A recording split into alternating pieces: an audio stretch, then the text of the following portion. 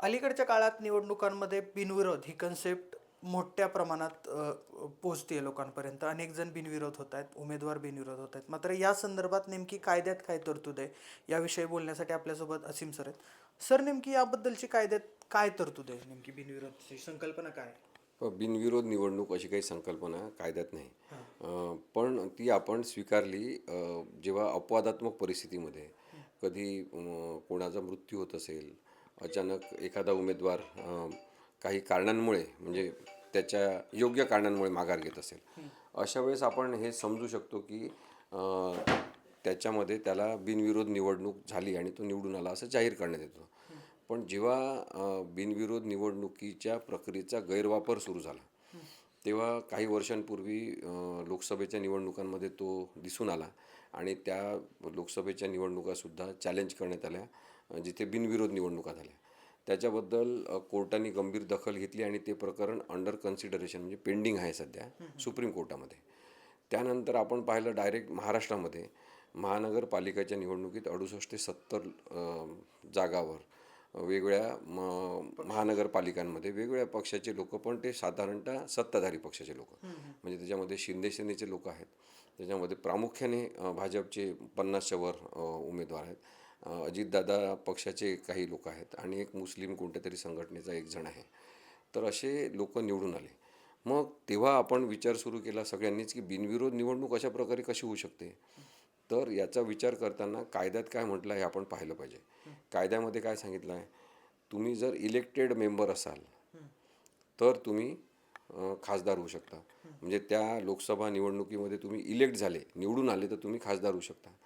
तुम्ही विधानसभेमध्ये elected member झाले तर विधानसभेचे आमदार होऊ शकता. तसंच तुम्ही इलेक्ट झाले तर कॉर्पोरेशनचे त्या निवडणुकीत तुम्ही इलेक्ट झाले तर तुम्ही त्या महानगरपालिकेचे नगरसेवक होऊ शकता. इलेक्ट हा शब्द महत्त्वाचा आहे की तुम्ही इलेक्ट झाले पाहिजे. मग आता हे बिनविरोध निवडणूक जी झालेली आहे ते इलेक्ट झाले असं कसं म्हणू शकतो आपण? ते इलेक्ट झालेले नाही आहे. त्यामुळे ते अपवादात्मक परिस्थितीत सुद्धा ती बिनविरोध झाली असं दिसत नाही. तर तिथे आपल्याला दिसते की काही मुद्दाम प्रयत्न करून बिनविरोध निवडणूक करण्यात आलेली आहे. आणि म्हणूनच मग जेव्हा आक्षेप घेण्यात आले, अनेक लोकांनी आरडाओरडा केला, सामान्यातल्या सामान्य माणसांनी नाराजी व्यक्त केली, त्यांनी काही जणांनी राग व्यक्त केला, सामान्य माणसांनी काय सुरू आहे, कशा पद्धतीने निवडणुका सुरू आहेत. तेव्हा इलेक्शन कमिशनलाही लोक लाजेखातर प्रेस कॉन्फरन्स घ्यावी लागली आणि त्यांनी सांगितलं की आम्ही आमचे जे रिटर्निंग ऑफिसर म्हणजे तिथले तिथे निवडणूक अधिकारी आहे त्यांच्या माध्यमातून अहवाल मागून चौकशी करणार आहोत आणि तोपर्यंत आम्ही लेखी स्वरूपात हे लोक जिंकले असं जाहीर करणार नाही, हे त्यांनी स्पष्टपणे सांगितलं.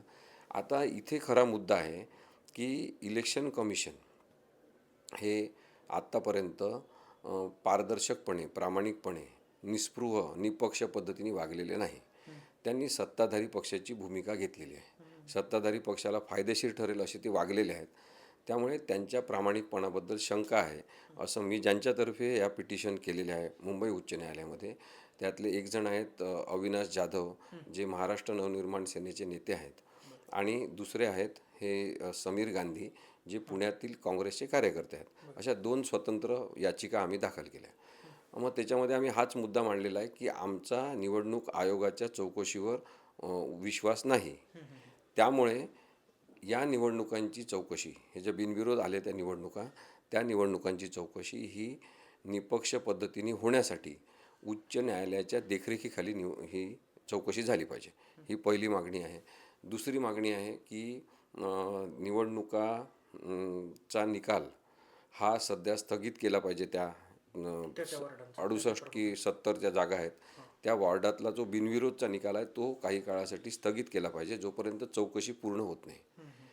त्यानंतर तिसरी मागणी आहे ती म्हणजे मिनिमम वोट शेअर ठरवला पाहिजे. आता मिनिमम वोट शेअर ही अत्यंत महत्त्वाची संकल्पना आहे.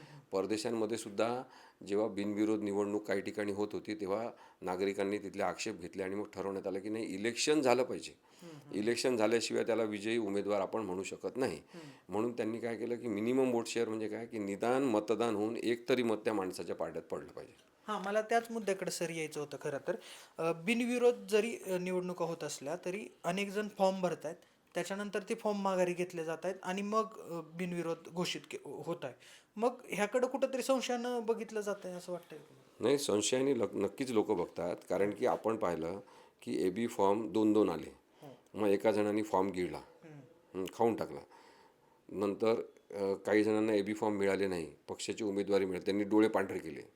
काही जणांनी छाती बडवून घेतली, काही जण बेशुद्ध पडले, काही जणांनी सांगितलं चपला मारल्या, काही जण म्हणाले आता आत्महत्याच करणार, काही जणांनी तिथल्या AB फॉर्म देणाऱ्या राजकीय नेत्यांच्या घरांवर मोर्चे काढले.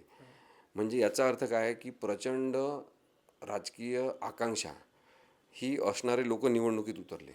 प्रचंड राजकीय इच्छाशक्ती आहे की मी नगरसेवक झालो पाहिजे, मग मला असे स्थान मिळालं पाहिजे, मग मला पाहिजे त्या सगळ्या संधींचा उपयोग करता आला पाहिजे, असं सत्ताकांक्षा असलेले प्रचंड इच्छाशक्ती असलेले लोक निवडणुकीत उतरले.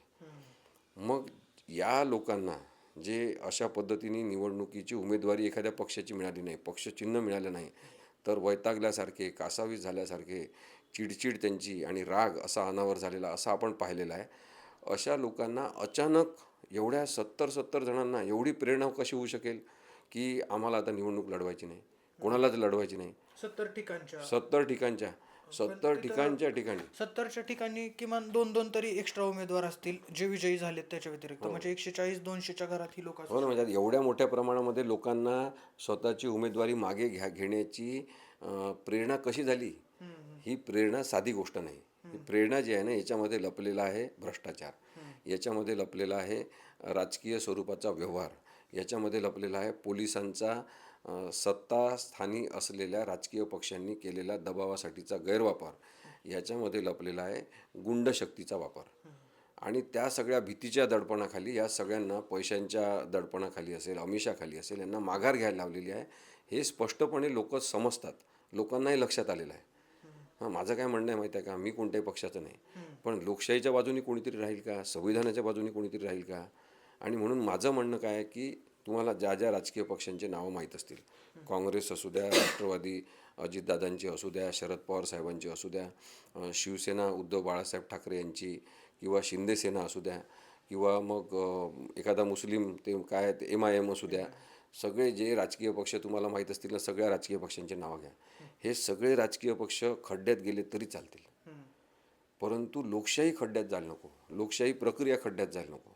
आता एवढं स्पष्ट मी मत मांडतो, कारण मी कोणत्याही पक्षाचं नाही आहे.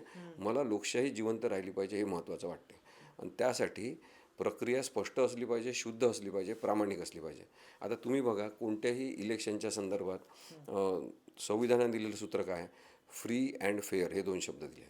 फ्री अँड फेअर निवडणुका झाल्या पाहिजे, म्हणजे मोकळ्या, स्वच्छ आणि प्रामाणिक वातावरणात निवडणुका झाल्या पाहिजे. त्या होताना आपल्याला दिसत नाहीत, आणि म्हणून लोकांना वाईट वाटते, राग येतो. मग खूप जण म्हणतात जाऊ द्या, यांचं गुंडागर्दी सुरू जाऊ द्या, आम्ही काही मतदानाला जात नाही, मतदान असेल तेव्हा आम्ही सुट्टीवर जातो. असं वाटणाऱ्यांची संख्या, नागरिकांची वाढणं हे काही चांगलं लक्षण नाही. त्यामुळे लोकशाही मजबूत करण्यासाठी ही याचिका अत्यंत महत्त्वाचं पाऊल आहे असं मला वाटते. उलट मीच स्वतः वकील म्हणून मला या केसमध्ये काम करण्याची संधी दिली अविनाश जाधव मनसेचे नेते आणि समीर गांधी काँग्रेसचे कार्यकर्ते यांचे मीच आभार मानतो, कारण की खूप रचनात्मक स्वरूपाची याचिका आहे. सर, अविनाश जाधवांनी एक आरोप देखील केलेला आहे की एका उमेदवाराला 5 कोटी रुपये दिले गेले. मग ह्या सगळ्या संदर्भातले पुरावे आता काही आहेत का आपल्याकडे, ते सादर करणार आहात का तुम्ही पुढे कुठे? कसं आहे, लोकांकडे पुरावे आहेत, सामान्य कार्यकर्त्यांकडे पुरावे आहे. माझं तुमच्या या चॅनलच्या निमित्ताने आव्हान आहे सगळ्या लोकांना की त्यांनी लोकशाही प्रक्रियेत सहभागी व्हा. ज्यांच्याकडे पुरावे असतील त्यांनी मनसेचे नेते अविनाश जाधव यांच्याकडे, काँग्रेसचे पुण्यातील कार्यकर्ते समीर गांधी यांच्याकडे किंवा माझ्याकडे थेट पुरावे पाठवा. पुरावे आपण कोर्टात दाखल करू. अंधारात होणाऱ्या, लपून छपून होणाऱ्या भ्रष्टाचारी कामांच्या संदर्भात पुरावे सामान्य माणसांकडे साधारणतः नसतात. त्यामुळे याच पक्षातले काही कार्यकर्ते पुरावे देऊ शकतात. जे निवडणुकीमध्ये माघार घेतलेले लोक आहेत त्यांच्या घरातले काही लोक किंवा ते स्वतः पुरावे देऊ शकतात. माझं त्यांना आव्हान आहे, तुम्ही पुरावे द्या, आम्ही तुमचं नाव गुप्त ठेवू, परंतु पुरावे द्या, कारण की लोकशाही यंत्रणा मजबूत झाली पाहिजे. लोकशाही यंत्रणा मजबूत होण्यासाठी हा सगळा खटाटोप असल्याचं असीम सर सांगतायत. एकंदरीतच या संदर्भातला निकाल पुढे कोर्टामध्ये काय दिला जातो हे पाहणं महत्त्वाचं असणार आहे.